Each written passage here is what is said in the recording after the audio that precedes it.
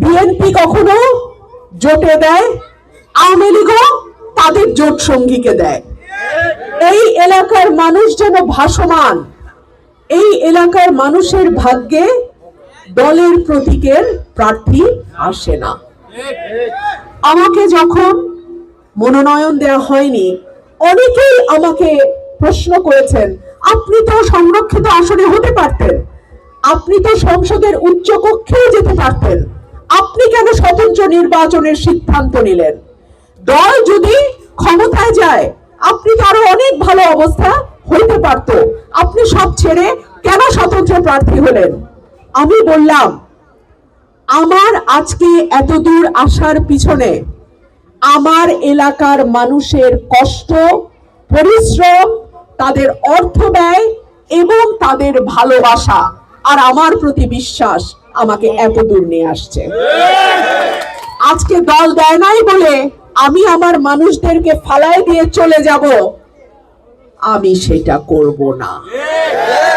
এই কারণে আমার দলের পদ গেছে। আমি বলছি ঠিক আছে, আমার মানুষ তো আছে। আমার দলের পদ যদি চলেও যায়, আমার এলাকার মানুষ তো আমাকে ছেড়ে যায় নাই। দল যদি জোটকেও দেয়, আমার মানুষের ভালোবাসা তো আমাকে ঘিরে রাখছে।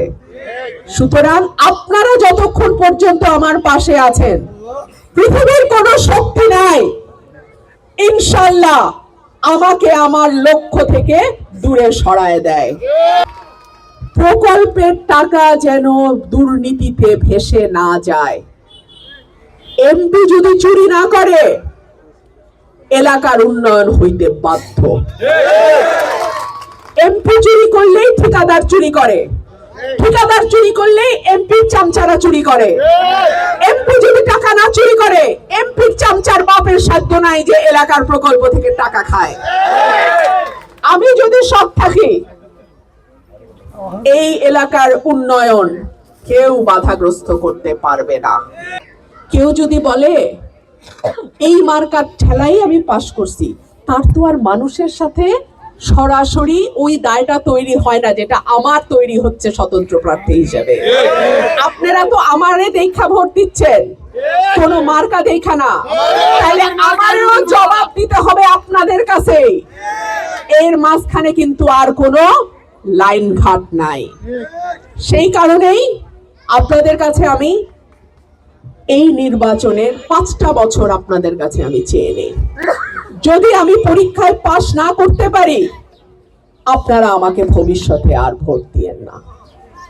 আর যদি আমি পরীক্ষায় পাশ করি, যদি উন্নয়নের দৃশ্যমান ছোঁয়া আপনার এলাকায় লাগে, তাহলে আপনাদের কাছে আমার বিনীত অনুরোধ থাকবে, যেই মানুষ সৎ, শিক্ষিত, যোগ্য, যেই মানুষ আপনার হক মেরে নিবে না, যেই মানুষ আপনার জন্যই কাজ করবে, সেই মানুষটাকে আপনারা ভোট দিবেন।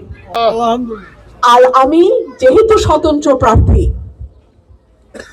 অনেকেই হয়তো বলার চেষ্টা করে রুমিন ফারহানারে ভোট দিলে এই করব, ওই করব, কেন্দ্র দখল করব, হ্যান করব, ত্যান করব, তাই না? এইসব ভয় ভীতিতে কান দেবেন না। এই আসনের দিকে জাতীয় এবং আন্তর্জাতিক গণমাধ্যমের নজর থাকবে। আমি এই আসন নিয়ে কোন রকম খেলার চেষ্টা যদি কেউ করে, দাঁত ভাঙা জবাব দেয়া হবে। আমার শক্তি আমার এলাকার ভোটার, আমার শক্তি আমার এলাকার ভাইয়েরা।